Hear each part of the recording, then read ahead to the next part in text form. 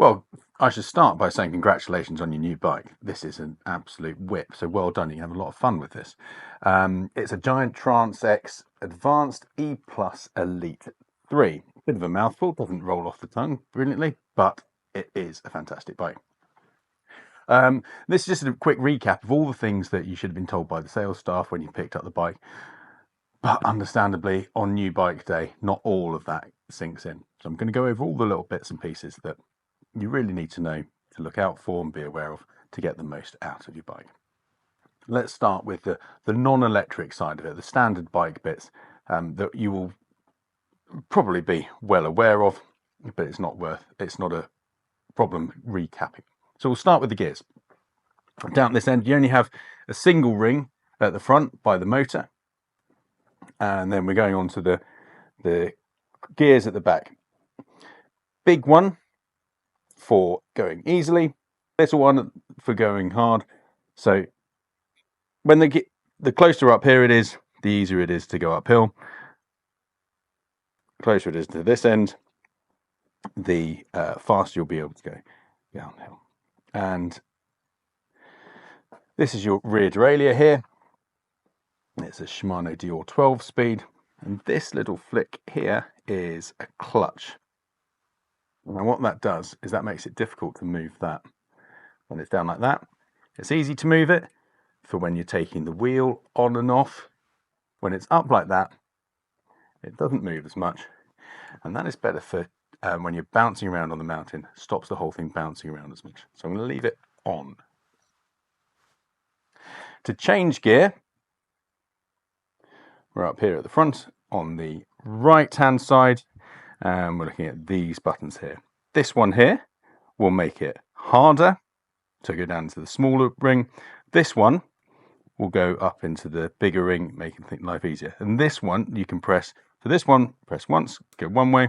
This one you can either push with your thumb, or you could pull with your finger. Both do the same thing. Don't do what I've just done, which is change gear when the bike's not pedaling, particularly on an e-bike.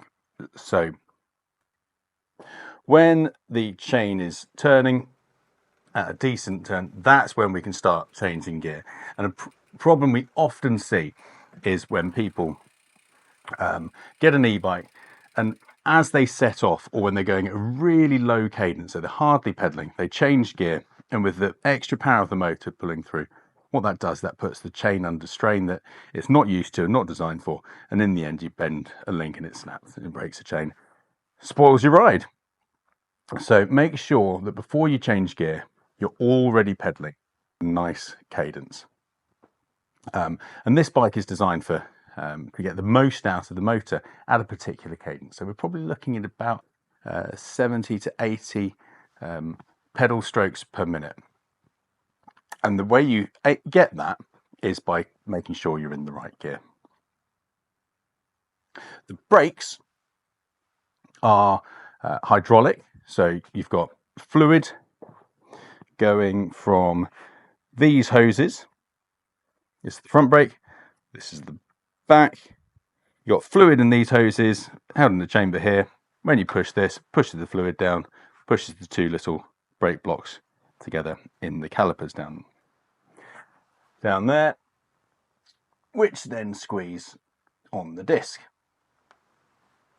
Pretty straightforward. You don't really need to do much. So unlike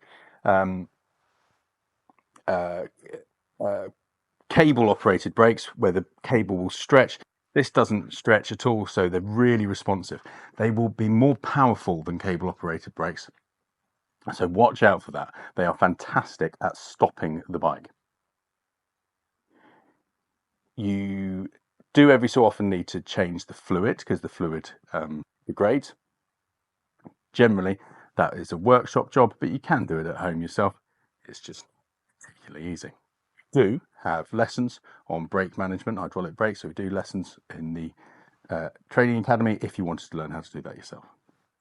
Front wheel, if you're looking to remove that, say to put it in the car, you need a 6 mil Allen key, put it in this side and turn it counterclockwise, and it threads all the way through, so you just keep turning till the whole axle comes out. If you do that, the rotor, which is attached to the wheel, will also remove, and there'll be nothing between the two brake blocks. Now that is fine, no problem at all, but if you then knock the brake lever in the back when you're putting it in the car, you might squeeze the brake calipers together, and they're quite hard to separate. So if you take the wheel out, you will be given one of these as well in the box with the bike. That is a spacer that you slip in between the brake calipers to stop them from squeezing together if you accidentally knock the brake. While we're looking at removing the wheels, rear wheel, very similar, still 6mm Allen key. Pop it in this side, so the non-drive side. When I say drive side, the drive side is the one with the gears on it. So the non-drive side, pop the Allen key in, turn it counterclockwise to undo, clockwise to do up. The tip, or life gets much easier when you're removing the wheel if you are in the smallest cog. So before taking the wheel off, change the gear down to the smallest cog, and then take the wheel off. And don't forget to take the clutch off as well to allow you to move this out of the way more easily.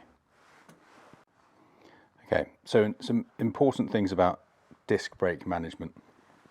This is the rotor on the rear wheel.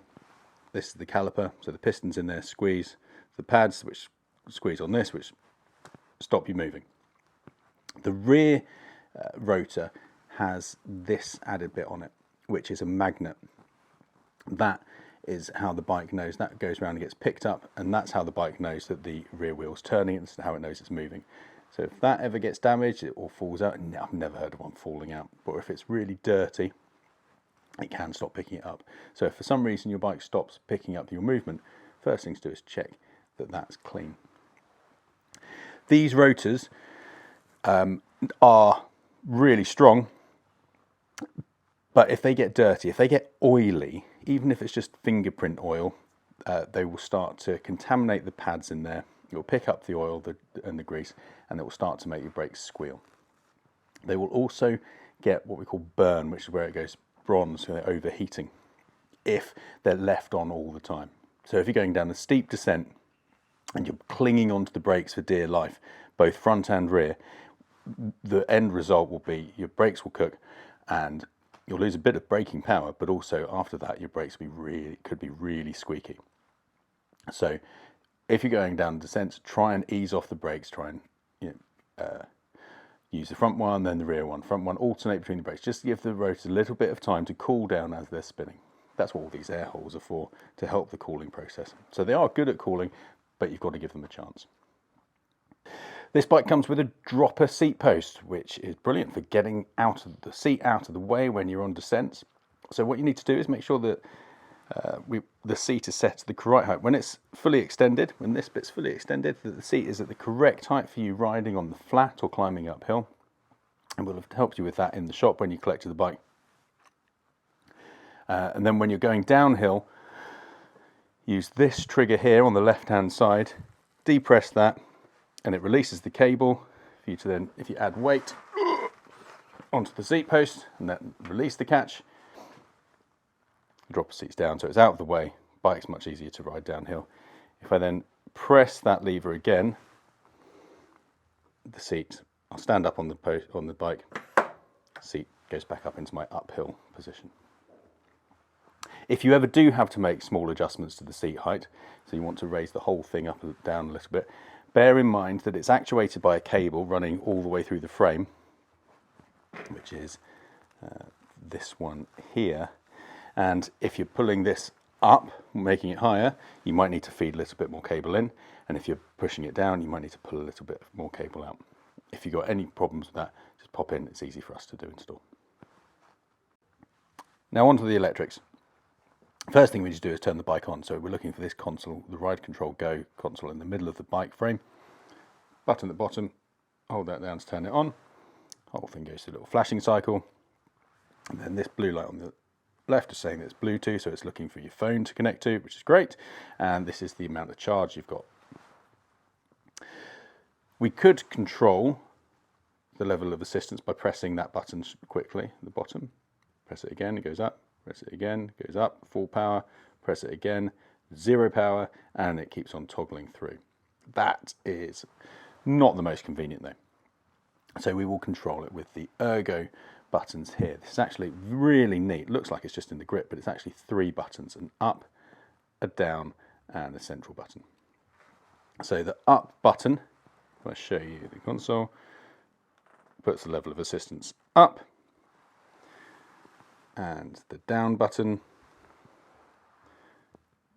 puts the level of assistance down, all the way to 0 assistance. So bike's still turned on, but 0 assistance. Let's go back up a bit. I don't know if you can see it in this light, but those change colour as well. So it's yellow, green, light green, up to red in full power. So even when you're bouncing down the slopes and you can't see how many bars there are, at least you can see it's dark red, you've got full power on. A couple of extra features. Walk assist. We hold this down for a couple of seconds, and then quickly, while it's doing that, we need to press the up button. And what that will do is start the back wheel turning. That's for if you're going up a steep hill and you want the bike to do a bit of the work. So we hold that down, and then quickly, while that's doing that, press the up button, bike starts to walk. I'm not going to do it because we're in the stand. Another option is to go into an auto mode. Now this is where the bike automatically chooses which level of assistance you need. Really nice. If you just want to get on the bike and just go for a ride without worrying about which mode you're in, this is a really great feature. So to activate that, just press and hold up, and now it's in auto mode. To get out of auto mode, just press either up or down and you take back control yourself. Right, onto the suspension. So on this bike we've got RockShox 35s, which have adjustable compression and rebound. So we'll have set up the, on this side there is a little air cap, so we undo that, and there is a little valve there where we put the air in. If you wanted to adjust that yourself, you do need a special pump, so a shock pump, which goes up to high pressures. That's the right adapter. So we'll have done that in the shop for you.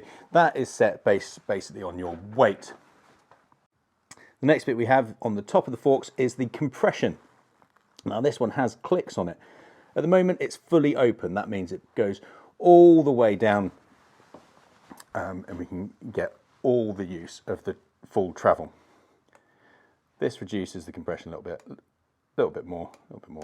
And if we go all the way around, you can see there is, as an indicator, a little picture of a lock on it. That is locked out. And that's if you go into the shops, you don't want the bike absorbing any of the effort you're putting in. Those forks are locked out. They won't be completely locked out. There will be a little bit of travel still in there. So don't expect it to not move at all, but that's what that's for.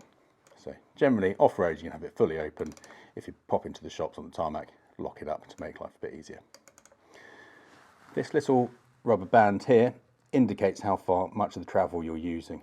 So if we put it right down here, and I lean on the suspension, we can see it's moved back up again to show that I used that much of the travel. If it ever came up to here, we know there's a problem with the suspension and things need to be looked at. The other bit you can adjust is the rebound. Now that's down here at the bottom of the fork on the right hand side, and there is a little picture of a hare and a tortoise here. And the rebound looks at how quickly the fork returns once it's being compressed. Turn it, there's a little thing under here which you turn, and turn it that way to slow down how quickly it comes back. Turn it the other way to speed it up. It's set in a neutral position. It's not the most definite of turns, so you need to be really delicate if you were turning it, and there's about 8 or 10 positions I think on this if you turn it around to change the rebound. Most people don't change it, they leave it where it is. So that's what that bit's for. We leave it in a neutral position. Going onto the shock at the back of the bike, for the movement on the back end, this will stick on rebound, is for the rebound as well. If we turn it, you can hear, you might be able to hear some actual clicks there to speed up or slow down the rebound. And this is where we put in the air, which is generally based on weight. Again, we have a little rubber band marker. We'll set the sag, which is how far it travels just under normal conditions, to about 30% usually in the store. To give you a bit more explanation about rebound, if I turn it all one way, it's about how quickly the bike returns. If I lean on it, notice how that's actually coming back quite slowly. If I turn it all the other way, lean on it, it comes back up immediately.